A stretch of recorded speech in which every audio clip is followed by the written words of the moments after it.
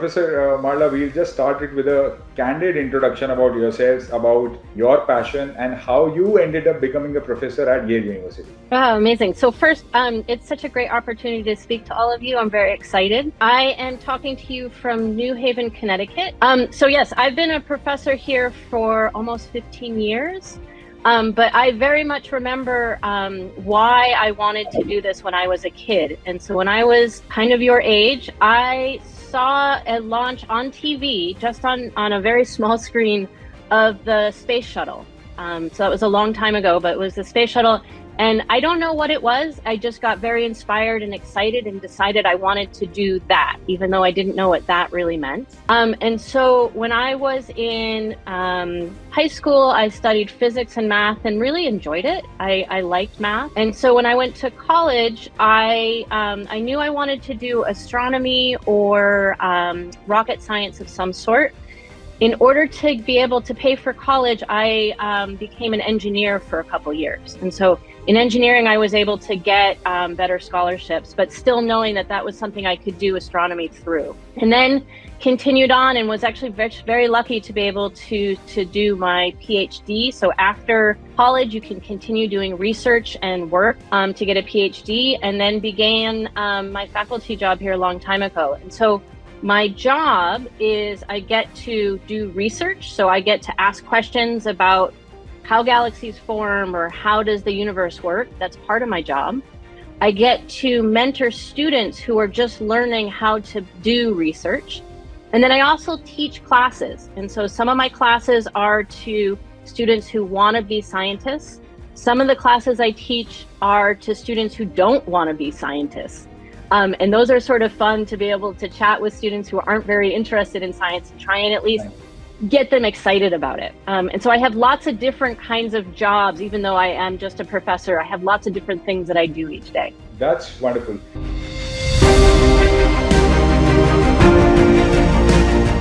Some of the most exciting developments in space sciences today, which as a young enthusiast in space science, I should definitely be aware of, or some of the resources that I should refer?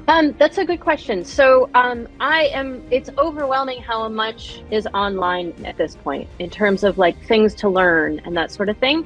It's almost too much. And so, learning through some of the, learning how to do coding and learning how to do math and physics, that will set people up for lots of good opportunities. In terms of, future opportunities, there's so much. Right now, the space industry in particular is just, it's crazy. It's changing so quickly and needs so many people. My feeling is that like, you don't have to figure out exactly what you want until you're a little bit older, but having a physics background, having a math background, having computer science, like just programming science, will allow you to do almost anything. It doesn't close any doors. That's, I think, an amazing input.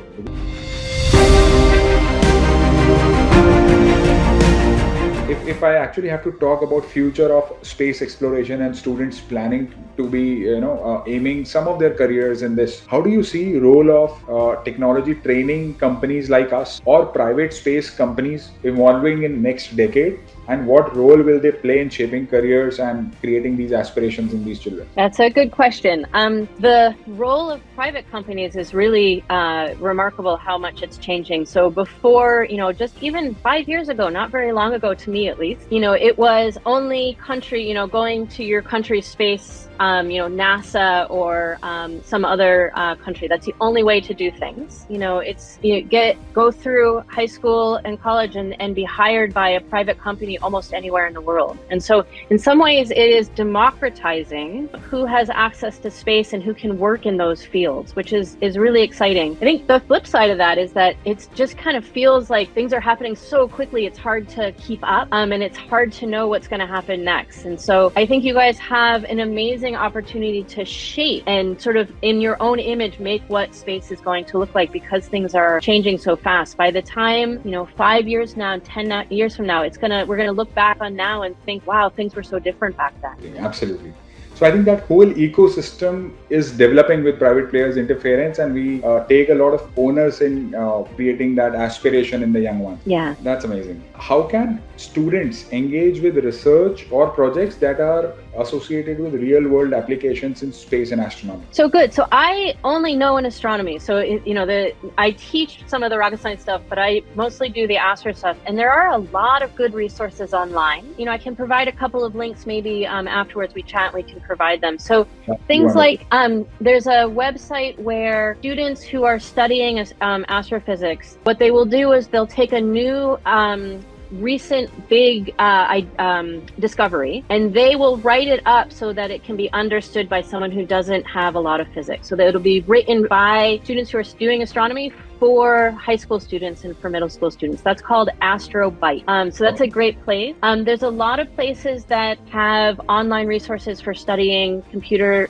science. Actually, I have one little thing that I talk about when I talk about computer science. So there's computer science and scientific computing. Those sound very similar. Computer science, when you take a class, they explain to you how to code, and they're very worried about how your code looks and how it's designed. What I do, I call scientific computing. I want to solve a problem. I want to be able to do something, and the code itself can be very messy and icky and weird, but as long as it gets you to where you need to go, it's fine. And so they're kind of these two different things that you can learn. One is scientific computing, just trying to get your code to do the thing you want it to do, and then there's computer science where you are really worried about the code itself. Some people sometimes like one and sometimes like the other, and they can be kind of different. Understood.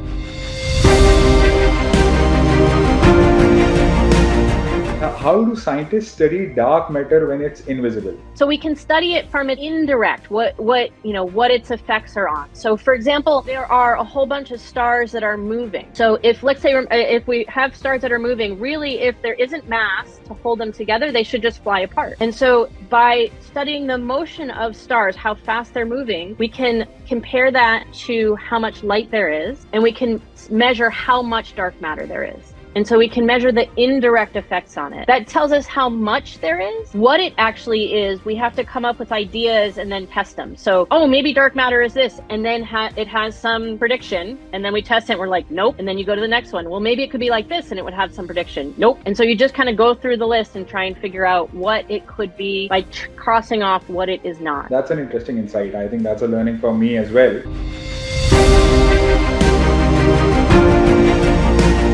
A child is asking, is there any possibility we can travel faster than light? The laws of physics that we understand now depend on not being able to travel faster than light. But it is possible there's some weird thing in quantum mechanics, but we don't think so yet. And so study it, and if you show me evidence, sweet, but I don't think it's possible. If scientists have found water on moons like Titan or icy bed like Europa, is it possible that a planet or a moon with perfect condition for life exists in Milky Way or other galaxies? Practically, they're straight off asking you, is there a possibility of having another friend from another planet? The Milky Way is huge, and we are now finding that most stars have planets. Most of those planets are probably pretty lousy places for life to start, but I bet there are a few that aren't bad. And so I believe, we don't have any evidence yet, but I believe that life probably exists elsewhere in the Milky Way. However, the Milky Way is huge, and the size is so large that I don't think we will ever be able to visit or to interact with that light, but I do believe it's out there for us to find. I'm pretty sure a lot of students will now have even more curiosity around this. Question that students are asking is, what do you believe are the next major breakthroughs we can expect in understanding of the formation of galaxies? Right now, something that's very exciting. So the JWST, James Webb Space Telescope, was launched a couple years ago, and it is taking amazing data, just the better data than we even expected. And we are seeing galaxies earlier and earlier in the universe. And so that kind of sounds strange, right? Because light takes a long time to get to us, if we can see fainter, we actually see farther back in time. And we're finding that these galaxies that are at the very beginning of the universe, sometimes they're bigger than we expected, which means they had to form really fast. Sometimes they have black holes at their centers. Not surprising, but they might be bigger than we expect. And so unraveling how galaxies are forming at the very beginning of the universe is a super hot, super exciting topic right now. And things are, really, we're understanding things that just even a few years ago couldn't even imagine being allowed to ask those questions. So that's a really exciting topic. Wonderful.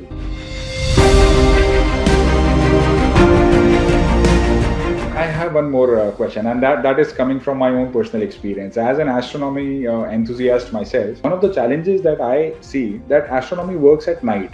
I mean, if you really want to enjoy it. So, what is your suggestion in terms of how to balance? A lot of students, they are very enthusiastic. They want to learn more, but morning they have to get up because they have to go to schools. They have their schedules. So this is very funny. How did you manage to schedule for a long period of time? Yes. As a researcher, I actually don't stay up. I'm only work during the day. I do use telescopes, and they do need to be used at night, but I only have maybe 5 nights per year that I am on a telescope. And so from those 5 nights, the data that come from those 5 nights, it takes me the rest of the year to process and work on those data. And so I actually don't stay up all night very often. So maybe just those 5 nights. And then otherwise, I'm just working on the data and working on this. So just from a couple of nights of data on a big telescope, I can work for years. And so actually, being an astrophysicist doesn't mean you stay up every night.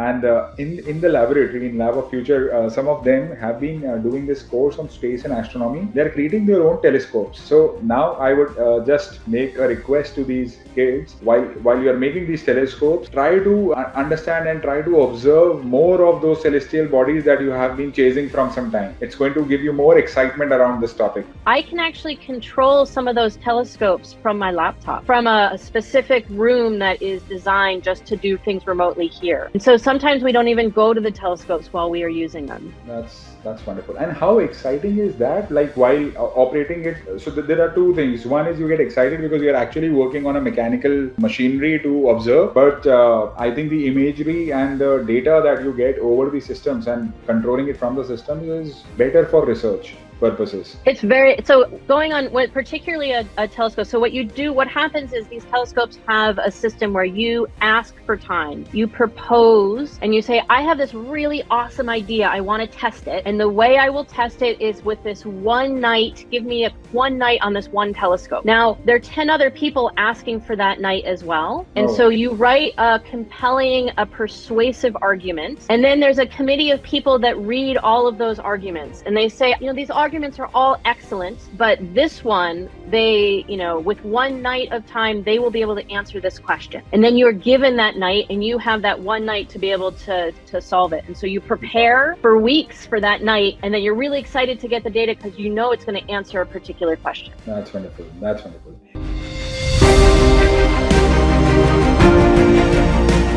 First, perhaps I'll take Aditya. Hi, my name is Aditya Kashyap. I'm in the 9th grade, about to go into 10th, and I live in Dubai. So my question is, I have a really, really big passion for 3D designing, specifically when it comes to aeronautical engineering and the theory of flight. So I just wanted to ask you, what are the kinds of avenues that you think will open up in aeronautics and in astronomy with regards to 3D designing? 3D designing is going to change everything, and it's already changing everything. So think of just, for rockets, the nozzles that are in rockets used to, the design process for that used to be laborious and difficult, and the machining for the parts was slow. Things are changing with 3D design and 3D printing more rapidly than I even know. So I think there's a ton of really interesting work there. On the astro side, designing astronomical instruments and instrumentation, there again, 3D design is changing and allowing us to come up with ideas that we couldn't even imagine before, just because you can design it and print it in interesting ways. So I think you're right on track. This is awesome, and that field is only going to grow. Got it. Thank you for your time. Yeah. Wonderful.